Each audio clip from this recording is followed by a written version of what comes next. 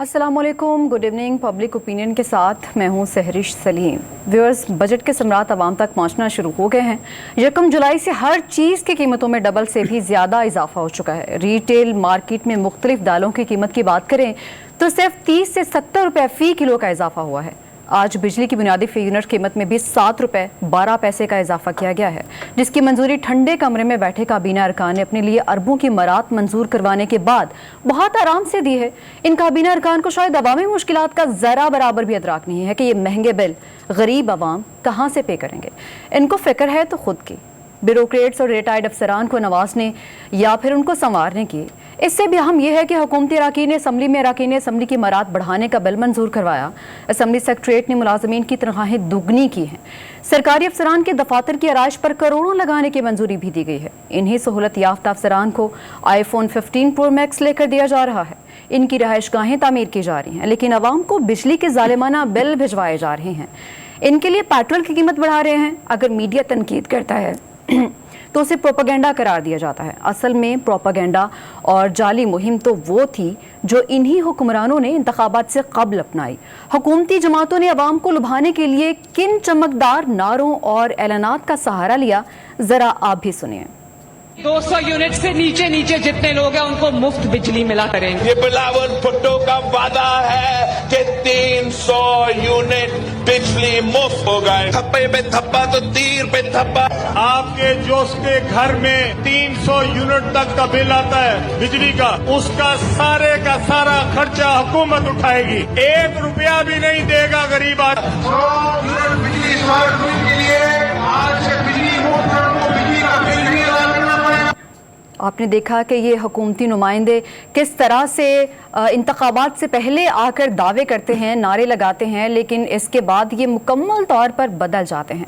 इस सारी सूरत हाल पर बात करने के लिए हमारे साथ स्टूडियोज़ में मौजूद हैं रिजवान रजी साहब, सलमान आबिद ने हमें ज्वाइन किया है, अनवर रजा साहब और डॉक्टर फारूक सलीम भी हमारे प्रोग्राम में हमारा साथ देंगे। सबसे पहले रजी साहब आपसे शुरू करती हूँ। बिजली का बिल, मेरा ख्याल है कि देखें अभी आप मीडिया तनकीद की बात कर रहे जी, हैं तो आपके हलक में मेरा मतलब है कि सर मेरा बिजली का बिल आज आया है तो मुझे बहुत ज़्यादा तकलीफ है। आपको बहुत दुख है, मेरा भी आना, इसलिए मैं हंस रहा हूँ। सलमान साहब अभी बिल दे के आए हैं, मेरा ख्याल है ठीक है, इसलिए उनकी हंसी भी रुक रुक के निकल रही है। सही है। मेरा ख्याल डॉक्टर साहब से शुरू कर चलें ठीक है।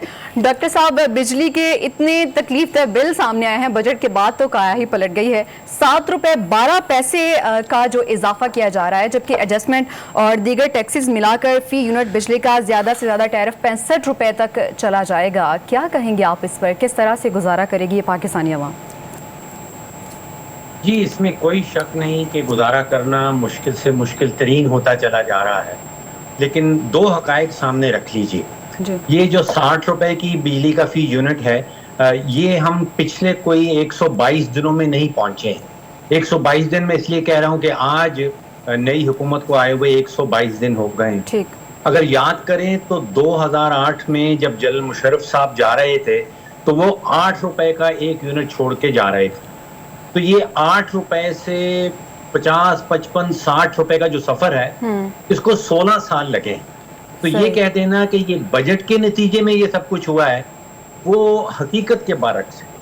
16 सालों में हम 8 रुपए से पहुंचे हैं कोई 50, 55, 60 रुपए फी यूनिट। तो एक तो ये हकीकत है। अब असल सवाल जो बनता है, देखिए ये तो माजी में हो गया, गुजर गया मामला। अब जो असल सवाल बनता है वो ये है कि ऐसा क्यों हुआ कि हम 8-9 रुपए का यूनिट जो बिजली का था वो 50, 55, 60 रुपए का क्यों हो गया? ये सबसे इंपॉर्टेंट सवाल इस वक्त बनता है जी। और ये इसलिए इतना इंपॉर्टेंट सवाल है कि आप यकीन जानिए कि तवानाई के सेक्टर में जो इस वक्त गर्दिशी करदा खड़ा है कोई 6000 अरब का। अगर किसी किस्म की इस्लाहात ना लाई गई तवानाई के सेक्टर में तो आप यकीन कीजिए ये 6000 अरब का गर्दिशी करदा जो है ये पूरी की पूरी मईशत को ले डूबेगा। सही। SIFC कुछ नहीं कर पाएगी मईशत को बचाने के लिए अगर हम इस्लाहात ना लेके आए तवानाई के सेक्टर में। अच्छा, अब वो जो सवाल मैं कह रहा था कि ऐसा क्यों हुआ, पहले तो सबसे बड़ी वजह यह है कि चोरी पाकिस्तान में बिजली की बहुत होती है और जो चोरी नहीं करता उसको बिल उन चोरों का भी देना पड़ता है। बिल्कुल। और चोरी कहाँ हो रही है? دیکھیے چوری سب سے زیادہ ہو رہی ہے پشاور الیکٹرک سپلائی میں، وہاں پہ تقریباً 40% بجلی جو ہے وہ چوری ہو جاتی. پشاور الیکٹرک سپلائی کوئی 16,000 یونٹ خریدتا ہے اور اس میں سے کوئی 6 سے 7,000 یونٹ چوری ہو جاتے ہیں جی. اور وہ کوئی 150 ارب کا سالانہ نقصان کر دیتا ہے چوری کی مت میں. اب وہاں پہ 40% چوری ہو رہی ہے. اس کے بعد آتا ہے سکھر الیکٹرک، وہاں پہ 35% چوری ہو رہی ہے. اب اگر آپ آ جائیں پنجاب کی طرف تو گجرانوالے میں تو صرف 9% چوری ہے یا ٹرانسمیشن اینڈ ڈسٹریبیوشن لاسز ہیں. لاہور میں کوئی 11% کے ٹرانسمیشن ڈسٹریبیوشن لاسز ہیں. آئی ایس کو جو اسلام آباد میں ہے اس میں صرف 8% ہے. تو چوری ساری ہو رہی ہے یا پشاور میں اور یا سکھر الیکٹرک سپلائی میں. اور دوسری بڑی وجہ یہ ہے جو واقعی میں پی ایم ایل این کی ذمہ داری کہا جا سکتا ہے، وہ ہے مہنگی بجلی کرنے کے کانٹریکٹ. وہ تقریباً سارے جو ہیں وہ پی ایم ایل این کی حکومت کے دوران ہوئے. تو یہ 2-4 حقائق ہیں، یہ سامنے رکھنا ضروری ہے کہ بجلی بجٹ کے نتیجے میں نہیں بڑھی. ٹھیک. یہ جو 60 روپے میں پہنچی ہیں، یہاں پہنچنے تک ہمیں 16 سال لگے ہیں اور تقریباً آپ سمجھ لیجیے کہ آدھا درجن سے زیادہ حکومتیں جو ان 16 سالوں میں آئی ہیں ان کی ذمہ داری جوائنٹ ذمہ داری بنتی. ٹھیک. لیکن اگر یہ کہا جائے رضی صاحب کے ٹیکسز بہت زیادہ ڈالے گئے ہیں اس بجٹ میں اور اس کے بعد جو بلز آئے ہیں کچھ بل لیٹ بھی آئے ہیں. آپ کا تو بل شاید بجلی کا ابھی تک آیا بھی نہیں ہے اور پتہ نہیں ہے اس میں ٹیکسز لگیں گے اور کتنا. ہم دیکھیں گے اگلے ہفتے کہ آپ کا کیا حال ہوتا ہے، آپ کس طرح سے بات کرتے ہیں. سر ایک طرف تو یہ بجلی کے بلز آپ دیکھ رہے ہیں کہ جس طرح سے آ رہے ہیں، ٹیکسز عوام پر ڈالے جا رہے ہیں. دوسری جانب جو ملازمین ہیں سرکاری، ان کی تنخواہیں دوگنی کی جا رہی ہیں، سیکٹریٹ کے اسمبلی سیکٹریٹ کے ملازمین کی، اور اس کے بعد سرکاری افسران کے لیے دفاتر اور ان کی آرائش کے لیے کروڑوں روپے لگائے جا رہے ہیں. ان کی رہائش گاہیں لگژری بنائی جا رہی ہیں، ان کو آئی فون بھی لے کر دیے جا رہے ہیں. کس طرح سے یہ جسٹیفائی کر سکیں گے حکومتی اراکین؟ دیکھیں 1986 میں آخری بار جی او آر جو تھا اس کا جی او آر 4 میرا خیال یہ فیصل ٹاؤن کے اندر ہے، model town extension Faisal town کے بالکل ساتھ ہے، وہاں پہ بنا تھا جی. اور وہاں پہ سرکاری ملازمین کی رہائش گاہیں افسران جو ہیں وہ تعمیر ہوئی تھی. 1986 کے بعد لاہور میں سرکاری ملازمین کی رہائش گاہیں تعمیر نہیں ہوئی، حالانکہ سرکاری ملازمین کی تعداد اس کے مقابلے میں میرا خیال ہے اگر 4 گنا نہیں تو 3 گنا ضرور ہو گئی ہے 86 سے اب کے مقابلے کے اندر. تو یہ ضروری تھا، یہ کہیں نہ کہیں ہونا تھا. تو لاہور مطلب کہ اگر ہم دیکھیں تو ایک جی او آر 1 ہے، جی او آر 2 ہے، جی او آر 3 ہے، جی او آر 4 ہے. تو اب یہ ایک اور G O R government officers residence بن رہی ہے. لیکن ظاہر ہے کہ ہمیں چونکہ بجلی کے بل سے صدمہ ہوا ہے تو ہمیں وہ اب ہر چیز چبھے گی. بالکل.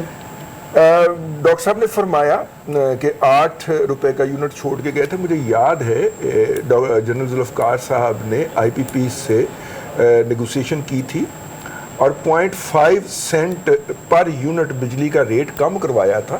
لیکن آئی پی پی جس کا کانٹریکٹ 15 سال کا تھا وہ انہوں نے بڑھا کے تو 30 سال کا کر دیا تھا یا شاید 20 سال کا کر دیا تھا. تو اس طرح کی جو حرکتیں ہم نے وقتاً فوقتاً کی ہیں.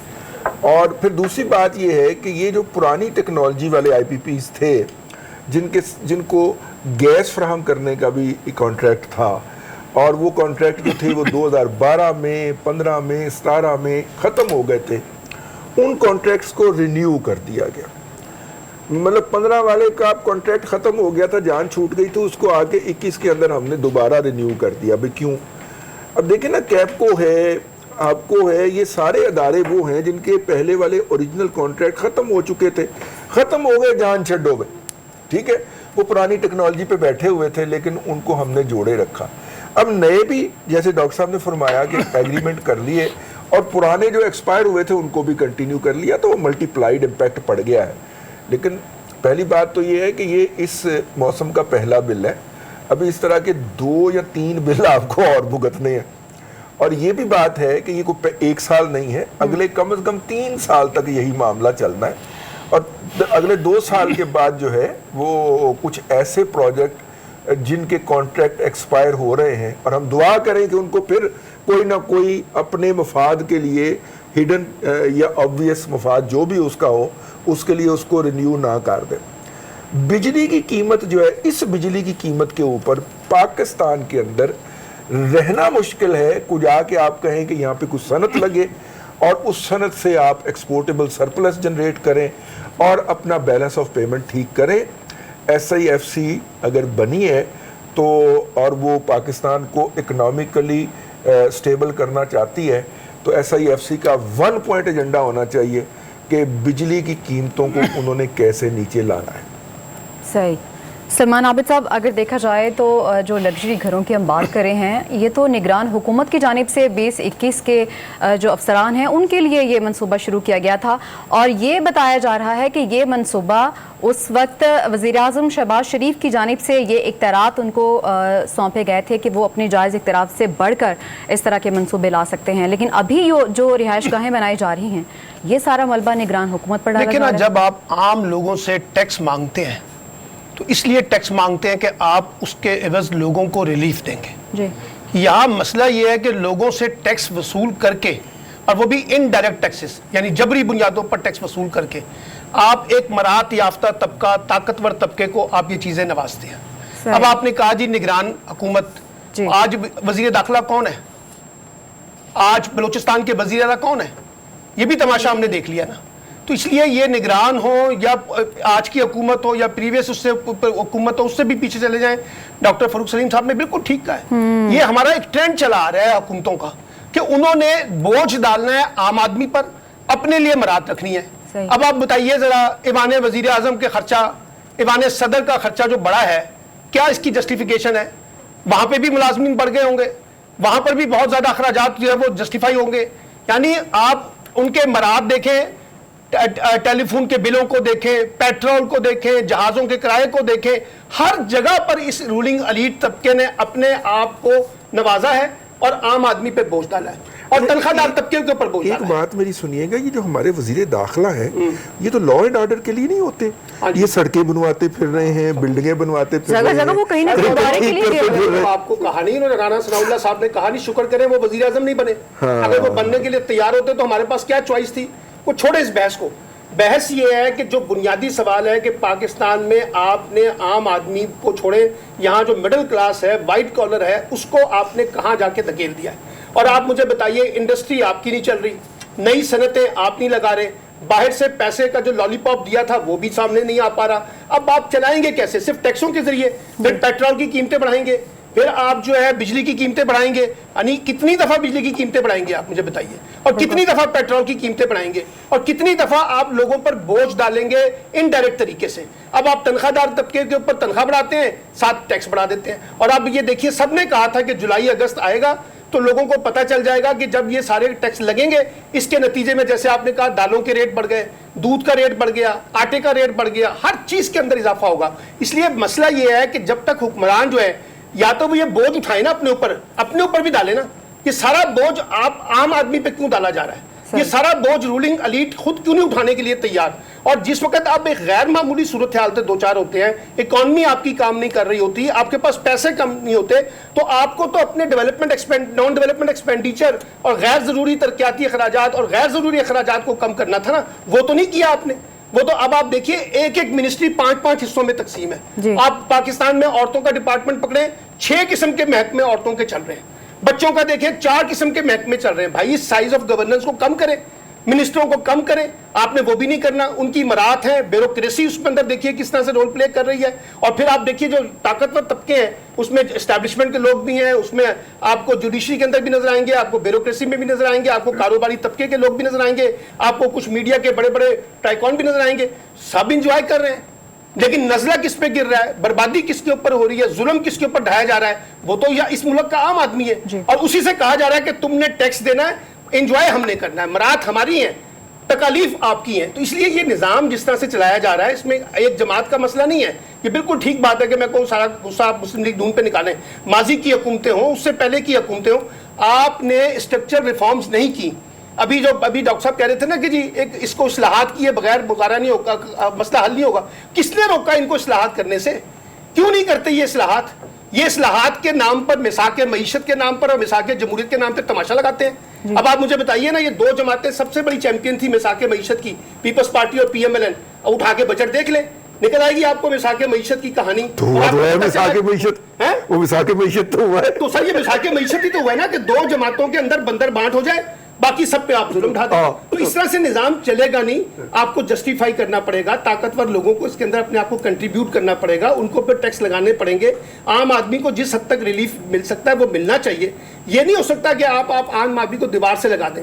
लोग एक अपने अपने घरों के अंदर एक कमरे तक महदूद हो गए रात एसी चलाने के लिए, सारे के सारे नीचे फर्श पे लगा के बैठ जाते हैं बिस्तर, और ताकि जी दूसरा एसी ना चले। और फिर बिजली का बिल आता है तो एक झटका पड़ता है, गैस का बिल आ रहा है तो उसका झटका पड़ रहा है। यानी किसी जगह पर आपने लोगों को रिलीफ देने के लिए कुछ छोड़ा है। अभी कहा जा रहा था महंगाई में बहुत कमी हुई है, अब ये जो पिछले 3-4 दिन से महंगाई की बातें आ रही हैं, इसका जवाब कौन देगा? खैर, बिल्स के बाद तमाम की चीखें निकल गई हैं।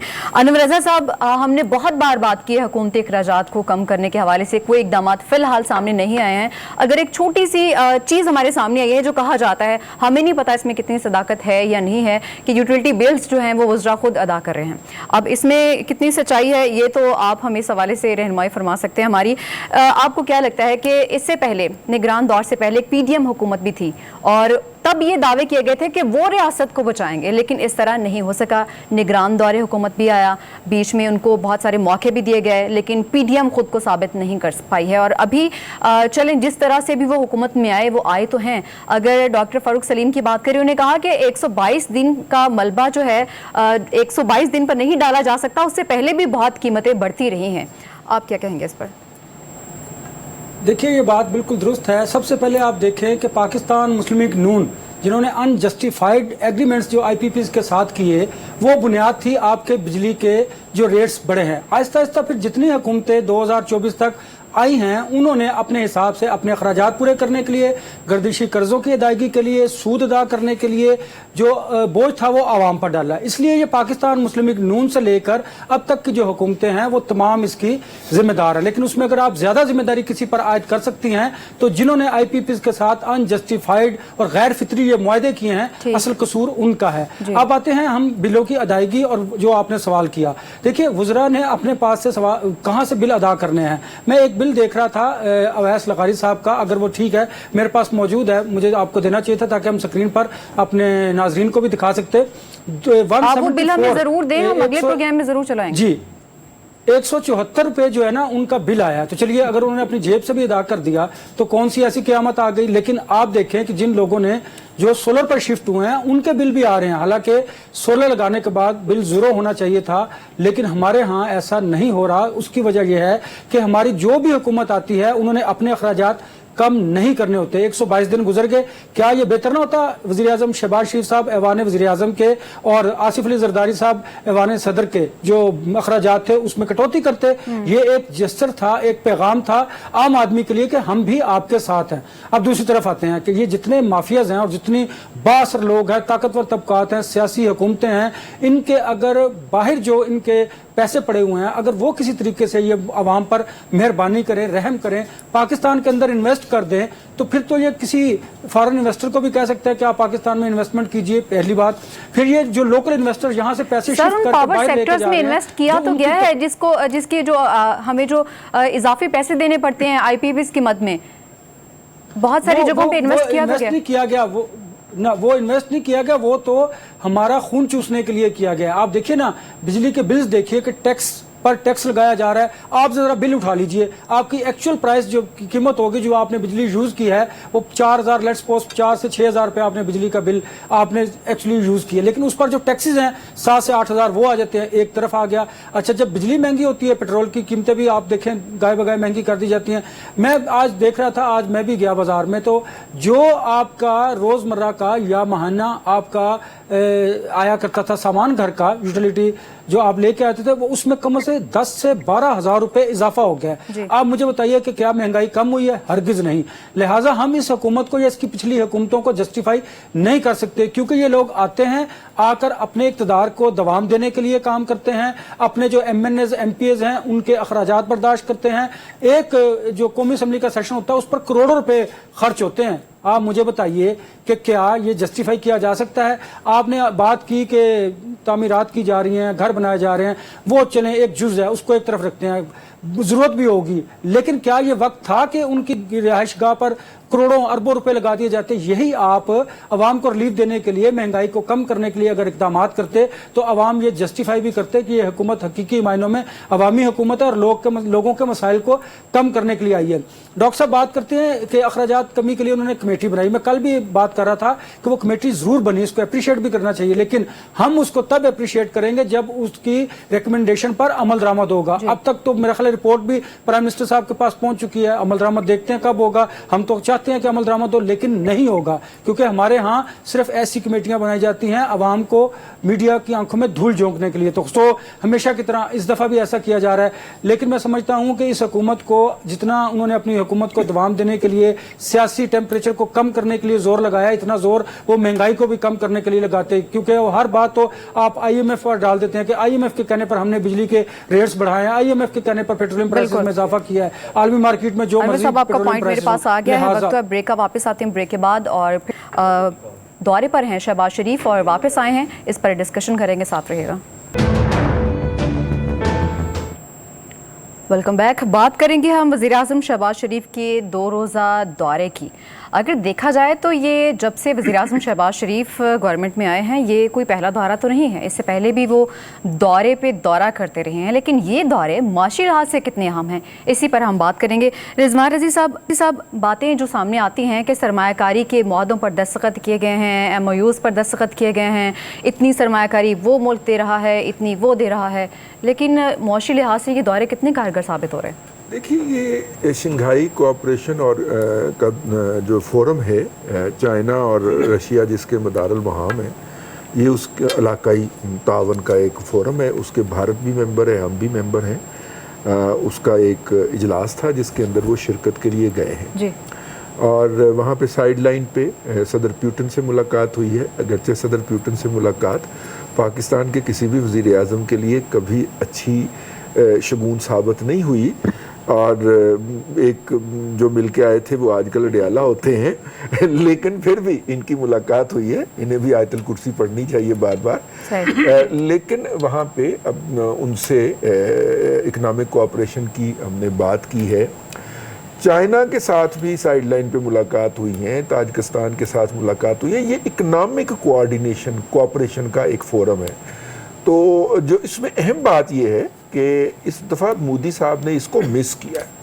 अच्छा। और मोदी साहब ने अब तक, जब से भारत जो है वो फुल मेंबर बना है, इवन जब भारत ऑब्जर्वर था पाकिस्तान की तरह, पाकिस्तान और भारत दोनों इकट्ठे मेंबर बने थे, इनका ऑब्जर्वर का स्टेटस था, उस वक्त भी मोदी साहब इसकी कोई मीटिंग मिस नहीं करते थे। लेकिन इस दफ़ा वो इसके बावजूद के इलेक्ट हो चुके थे, इसके बावजूद के काबीना फॉर्म कर चुके थे, लेकिन उन्होंने इसकी मीटिंग मिस की है। और इसको आलमी सतह के ऊपर बड़े इस नज़र से देखा जा रहा है कि इंडिया इस वक्त चाइना और रशिया दोनों की पॉलिसी से खुश नहीं है। ठीक। और इसलिए शायद उन्होंने इसको थोड़ा सा लोअर किया है।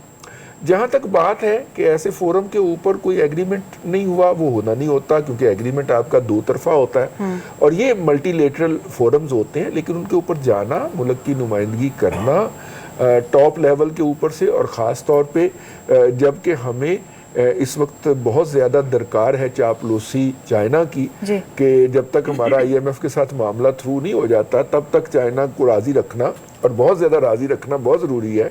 तो उसका फोरम था, इसलिए वो वहाँ पे गए थे।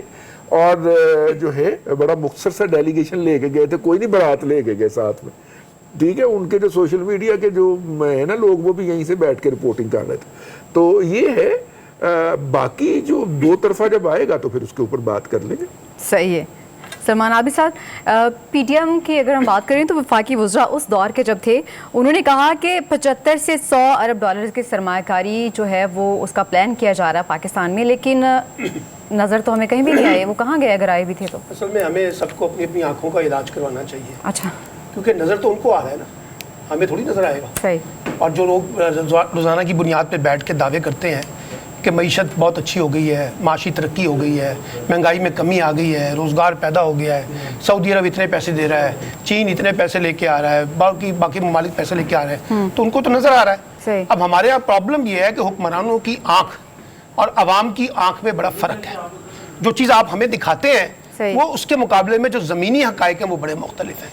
अच्छा, अब हर हुक्मरान कोशिश ज़रूर करता है, پہلے والوں نے بھی کی ہوگی, اب بھی کر رہے ہوں گے شہباز شریف صاحب, کہ ہم باہر سے پیسے لے کے آئیں. جی لیکن آپ مجھے یہ بتائیں کہ جہاں پاکستان کے اندر اتنی پولرائزیشن ہو, جہاں پاکستان کے اندر اتنی انسٹیبلٹی ہو, جہاں بیٹھ کے یہ ڈسکشن ہو رہی ہو کہ یہ حکومت کب تک چلے گی, مڈ ٹرم انتخابات ہوں گے, حکومت کو مانتے ہیں نہیں مانتے ہیں, غداری کے مقدمے درج ہونے کی باتیں ہو رہی ہیں کیبنٹ کے اندر کہ جناب اب نئے مقدمے درج ہونے ہیں غداری کے, تو وہاں جب اس طرح کی سچویشن ہوگی تو کون انویسٹر, مجھے بتائیے, باہر کے انویسٹروں کو تو چھوڑے, پاکستان کے اندر بیٹھے ہوئے انویسٹر پاکستان میں انویسٹمنٹ کرنے کے لیے تیار نہیں ہے, وہ باہر کی طرف جا رہے ہیں. اس لیے یہ ذہن میں رکھیں کہ پہلے آپ کو اپنی کریکشن کرنی پڑے گی, وہ آپ کو اکنامک کریکشن بھی کرنی پڑے گی, وہ آپ کو اپنی پولیٹیکل کریکشن بھی کرنی پڑے گی, اپنے سائز آف گورننس کو بھی ٹھیک کرنا پڑے گا, اور اپنے جو انتظامی امور ہیں ان کو بھی دیکھنا پڑے گا.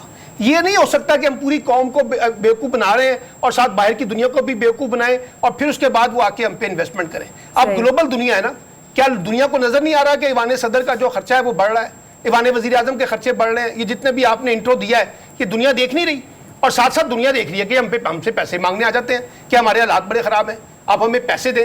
تو بھائی جب حالات خراب ہیں اور غیر معمولی حالات ہیں تو ایسے فیصلے کریں جس کے اندر نظر آئے کہ حکمران طبقہ بھی قربانی دے رہا ہے, حکمران طبقے کے بھی معاملات جو ہیں اس کے اندر کمی کی جا رہی ہے, لیکن یہ ہو نہیں رہا. اس لیے میں بار بار یہ کہتا ہوں, ابھی آپ دیکھیں نا ٹیکسٹائل کے کانٹیکس میں دیکھیں, فیصل آباد کی انڈسٹریز کے بارے میں دیکھیں, اور جتنے چیمبرز کے لوگ ہیں وہ احتجاج کر رہے ہیں, جتنے کاروباری حضرات ہیں وہ احتجاج کر رہے ہیں, تعمیراتی کنسٹرکشن کمپنیوں کے لوگ احتجاج کر رہے ہیں. تو جہاں احتجاج ہو رہا ہو اور لوگ خوش نہ ہو, یہ سارا ٹیکس کا جو کانٹیکس ہے, چاہے یہ فیئر ہے چاہے انفیئر ہے, میں اس بحث میں نہیں پڑتا, لیکن اسٹیک ہولڈر تو تنقید کر رہے ہیں. تو پھر ایسے میں آپ کی باہر سے آنے والی جو امداد جس کے اوپر آپ بیٹھے ہوئے ہیں وہ کیسے ہوگا؟ اور ہمارا حکمرانوں کا ایک اور المیہ ہے, سب اس میں شامل ہے, ہم باہر سے آنے والی امداد کے منتظر ہوتے ہیں, غیبی طاقت کے منتظر ہوتے ہیں, اپنے ملک میں جو کریکشن کرنی ہے اس کے لیے کوئی تیار نہیں. بالکل, آپ کا پوائنٹ آ گیا سر. ڈاکٹر فاروق سلیم سے پوچھ لیتے ہیں, سر سرمایہ کاری کے لیے آپ کو کیا لگتا ہے کہ خارجہ پالیسی کو بہتر بنانا چاہیے؟ دیکھیے, سرمایہ کاری کے حوالے سے جب بات کر رہے ہیں تو اس کا جو اسپیسیفک سرمایہ کاری کی جس کی ہم بات کر رہے ہیں, جس کی پاکستان میں بات ہو رہی ہے, اس کا پاکستان کے اندر احتجاج ہونا اس کا کوئی ڈائریکٹ تعلق نہیں بن رہا.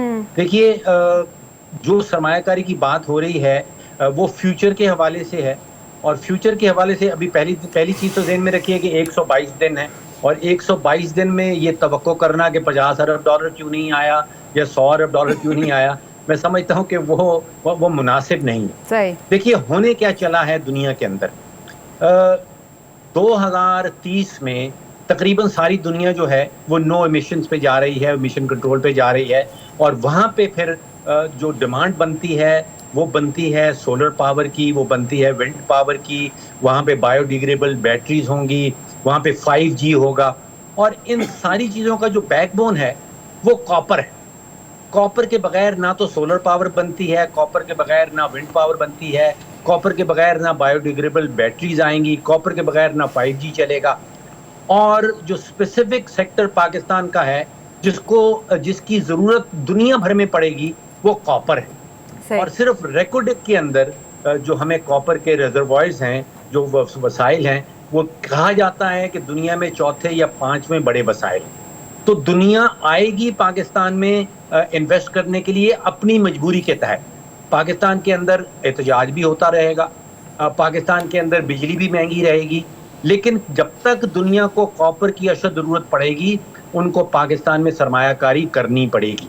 تو بری خبریں جو ہیں وہ جیسے پہلے بھی کہہ چکا ہوں بڑی بکتی ہیں, اس سے آپ شاید آڈینس کو بھی اٹریکٹ کر لیتے ہیں, لیکن حقائق کو بھی سامنے رکھنا ضروری ہے, اور کچھ اچھی خبریں جو پاکستان کے حوالے سے ہیں ان کو نظر انداز نہیں کرنا چاہیے. تو پاکستان کے پاس 4 یا 5 بڑا ریزروائر ہیں کاپر کے, اور کاپر کی جو ضرورت ہے وہ لگ بھگ کوئی 20 سے 25 گنا اگلے کچھ سالوں میں بڑھنے والی ہے. تو مجھے تو یہی لگ رہا ہے کہ شاید سیاسی استحکام نہیں آ پائے گا, شاید بجلی بھی یہاں مہنگی رہے گی, مختلف گروپ جو ہیں وہ احتجاج بھی کرتے رہیں گے, لیکن دنیا کی ایک مجبوری ہے اور وہ مجبوری ہے کاپر, اور پاکستان کے پاس ہے وہ بے تحاشا. ٹھیک, ڈاکٹر صاحب نے یہ جو بات کہی کہ عوام کو اٹریکٹ کرنے کی کوشش کی جاتی ہے، ڈاکٹر صاحب ہم بھی عوام میں شامل ہیں، ہمیں بھی اتنی ہی تکلیف ہے جتنی عام عوام کو ہوتی ہے. اگر دیکھا جائے تو ہم ریپرزینٹ کر رہے ہیں اس عوام کو جو کہ اس وقت شدید مشکلات سے دوچار ہے، جو کہ مہنگائی کے دکھ درد سے اس وقت گزر رہے ہیں. انور صاحب آپ سے جاننا چاہوں گی، آپ کو کیا لگتا ہے کہ شہباز شریف کے جو اس وقت کے دورے ہیں وہ کتنے پازیٹیو؟ دیکھیے یہ پرائم منسٹر کی پہلے میں بات کروں اس حکومتوں کی 122 دن جو ڈاکٹر صاحب کہتے ہیں بالکل درست ہے کہ آپ نے 100 ڈیز میں اپنا روڈ میپ دینا ہوتا ہے، پھر آپ نے اپنی جو سمت ہے اس کو درست ہے، آپ نے انتظامی اصلاحات لانی ہوتی ہیں. پاکستان کے اندر وسائل بہت زیادہ موجود ہیں، ان وسائل کو آپ نے انٹرنیشنل آرگنائزیشن جو سرمایہ کار کمپنیز پاکستان میں آنی ہیں آ رہی ہیں ان کے ساتھ آپ نے ڈیل کرنا ہے. ماضی میں آپ نے ان کے ساتھ صحیح ڈیل نہیں کیا جس کا نتیجہ یہ ہوا کہ ہم معاشی ترقی نہیں کر سکے. چلیے دیر آئے درست ہے، یہی حکومت کر لے، معاشی ترقی کے لیے صحیح انتظامی فیصلے کرے. پاکستان کے اندر وسائل کی کمی نہیں ہے. دوسری بات یہ بات درست ہے کہ پولیٹیکل عدم استحکام جو ہے ہمارے ہاں سیاسی عدم استحکام رہے گا، لیکن اس کے ساتھ ساتھ حکومتوں کی بہت ذمہ داریاں ہوتی ہیں. آپ اپوزیشن نہیں ہیں، آپ کا کام ہے کہ اپوزیشن کو ساتھ لے کر چلنا. آپ نے اگر سیاسی استحکام لانا ہے تو انٹرنیشنلی جو تنظیمیں ہیں، جو آرگنائزیشنز ہیں، جو ادارے ہیں، جو ڈونرز ہیں وہ پاکستان میں ضرور آئیں گے. لیکن اگر پاکستان کے اندر لا اینڈ آرڈر کی صورتحال ہوگی، سیاسی عدم استحکام ہوگا تو پاکستان میں کوئی سرمایہ کاری نہیں کرے گا. لہٰذا انٹرنیشنلی آپ کو سرمایہ کاری پاکستان میں لانے کے لیے یہاں کے حالات کو بہتر کرنا ہوگا اور اس پر گورنمنٹ کو توجہ دینے کی ضرورت ہے. دوسری بات اس دورے کی آپ نے بات کی، دورے میں جو دو طرفہ تعلقات ہیں اس پر بات ہوئی. امپورٹنٹ بات یہ تھی کہ شنگھائی تعاون تنظیم کونسل کی جو سربراہی اجلاس میں پرائم منسٹر نے افغانستان پر یہ زور دیا اور دنیا کو کہا ہے کہ افغانستان کو اپنی سرزمین جو ہے وہ کسی ملک کے خلاف استعمال نہیں ہونے دینے چاہیے. پاکستان بالخصوص آپ بلوچستان کی بات کریں تو وہاں پر تمام جو انٹرنیشنل قوتیں ہیں وہ پاکستان کو ڈیسٹیبلائز کرنے کے لیے کوششیں کر رہی ہیں. اس کا بھی ذکر کیا between the lines prime minister نے. دیکھیے بلوچستان کے اندر بہت وسائل ہیں، یہ بات درست ہے کہ کاپر وہاں پر بہت بڑی تعداد میں موجود ہے. آپ نے تو وہاں پر جو ذخائر ہیں ان کو ایکسپلور ہی نہیں کیا کیونکہ آپ کے پاس ٹیکنالوجی نہیں ہے. اب آپ نے اگر آپ نہیں ایکسپلور کر سکتے تو انٹرنیشنل جو ادارے ہیں آپ نے ان کو پاکستان میں لے کے آنا ہے. تو ان کے ساتھ ایسے ایگریمنٹس کیجئے کہ جن کا فائدہ صوبے کو ہو، وفاق کو ہو اور اس عوام کو ہو. ہمیں اس طرف جانے کی ضرورت ہے. اس کے لیے آپ کو صوبوں کے ساتھ تعاون کرنا پڑے گا. مجھے یاد آ گیا کے پی کے جو وزیر اعلیٰ ہیں وہ جو بجلی کی بات کرتے ہیں، ڈی اے خان میں بجلی چوری کی انتہا ہو گئی ہے. انہوں نے کہا کہ ہزارہ میں بھی آپ لوڈ شیڈنگ کیجیے. ٹھیک ہے، انور ہمیں بتا رہے تھے قابل ذکر بات انہوں نے یہ کی کہ شنگھائی تعاون تنظیم میں وزیراعظم شہباز شریف نے اجلاس سے خطاب کرتے ہوئے افغانستان پر دہشت گردی کے خلاف مؤثر اقدامات کرنے پر زور دیا ہے. اس کے ساتھ ہی پروگرام کا وقت ختم ہو جاتا ہے. اجازت دیجیے، اللہ حافظ.